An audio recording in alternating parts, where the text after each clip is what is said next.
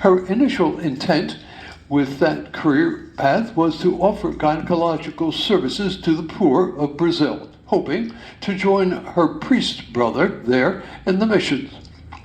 This became an impossibility, however, because St. Gianna's health was delicate and could not withstand the risks associated with such mission work. And so she turned her specialization to pediatrics. After a 4-month courtship and 5-month engagement, the Mollas were married in 1955.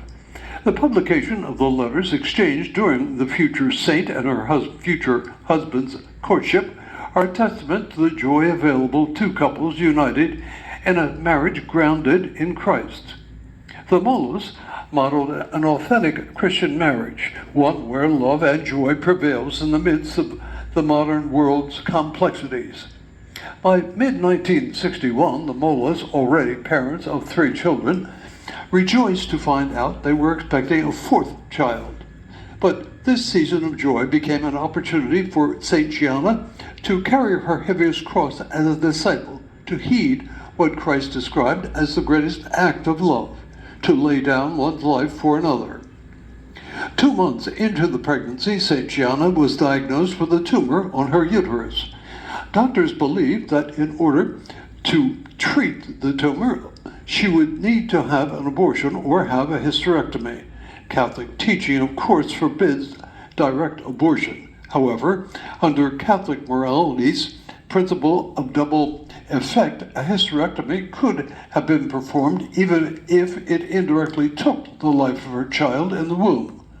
St. Gianna chose the path of love, rejecting any method of treatment that endangered the life of the child, and the tumor alone was removed.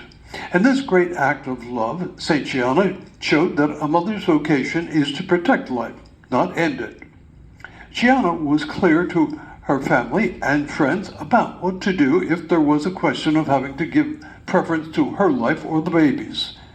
This time, my pregnancy will be difficult, and they will have to save one or the other. I want them to save the baby, she said.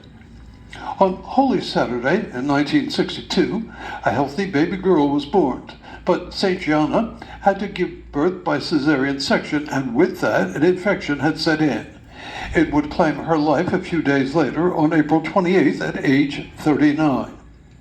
When he canonized St. John in 2004, Pope St. John Paul II recalled how the saint's own death imitated Christ, who, having loved his own, loved them to the end. John 13:1. The extreme sacrifice she sealed with her life testifies that only those who have the courage to give of themselves totally to God and to others are able to fulfill themselves.